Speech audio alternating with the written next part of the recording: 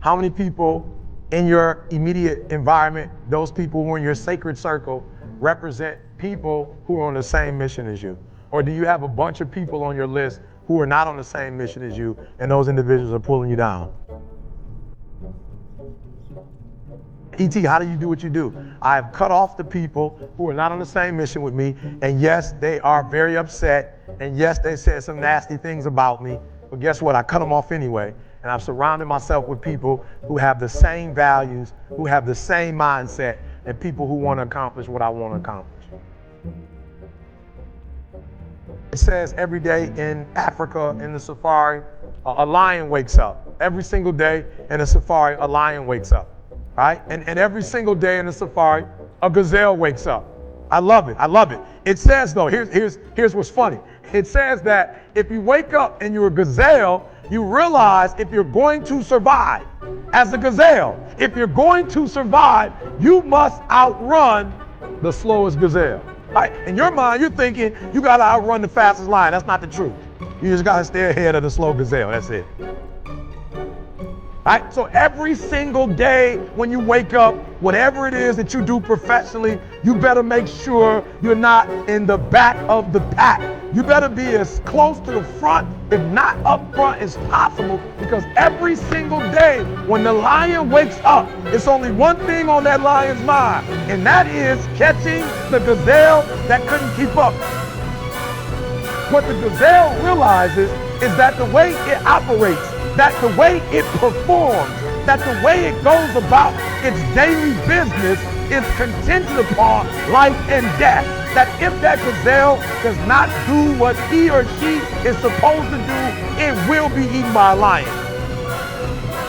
The story says that even if you are a lion,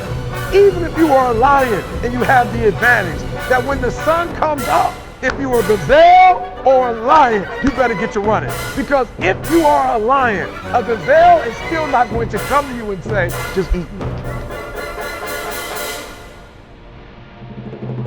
No, you better hear what I'm saying. Because there's those of you in this room, you're past the mark that Glenn is talking about, and somewhere in your mind, you're thinking they're not talking to me, they're talking to somebody else. And no, you have to understand, I don't care how deep you are as a lion. When you wake up, nothing is going to come to you. Nobody's going to give you anything. They're still not giving stuff to E.T. I still have to work. I still have to fly 20 hours to get to Australia. I still have to go to London. I still have to do free stuff in Detroit. I still have to drive. I'm a lion, and when the sun comes up, I still have to get to running. Here's the challenge though. I asked myself when I read that story, that's what's on the surface. I read it and I started asking myself, E.T., what's the difference between a gazelle and what's the difference between a lion?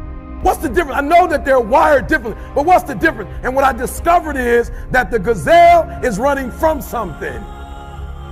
The gazelle is running from something. So as long as the lion is chasing the gazelle is running. But as soon as the lion stops chasing the gazelle, it stops. And that's a lot of you in this room. That's a lot of you in this room.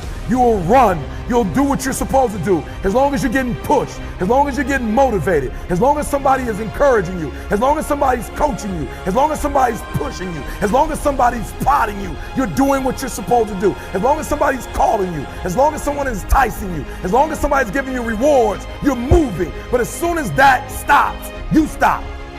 I asked myself the question about the lion, and I said the lion is not running to be rewarded. The lion is running to eat.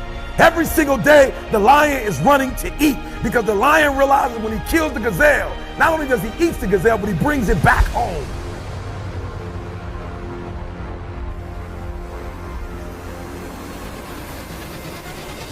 You've got to ask yourself, what's your why? What motivates you? What pushes you? What drives you?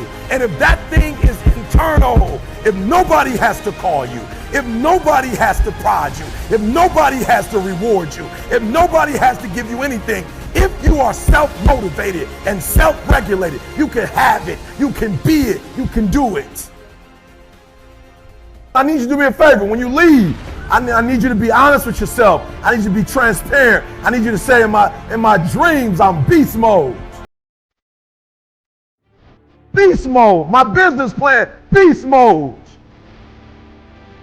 My income that I have for myself, beast mode. What I want to do for my children, beast mode. In the university, the scores I need, beast mode. I've got to go into beast mode to get it. And I want you to look at your time. You look at your time and say, gazelle. That's a gazelle right there. You look at your habits, gazelle. And as long as your habits are gazelle, but your mindset is beast, you'll never see it. Listen to me, I would prefer that you have a gazelle, literally, I would prefer that your thought pattern, your dreams are gazelle. Like I would prefer income, gazelle. But what you did every day was beast.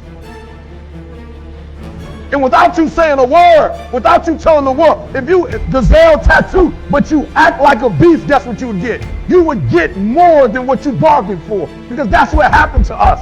All we were doing was videos. We never knew that we would be a global company. We never knew we would be a multi-million-dollar company. We never knew we'd have stores in Australia. We never knew we would sell our books in Africa. We never knew our stuff would be in England. We never knew. So we were these small kids doing small stuff, but when you looked at our schedule and our activities, beast mode.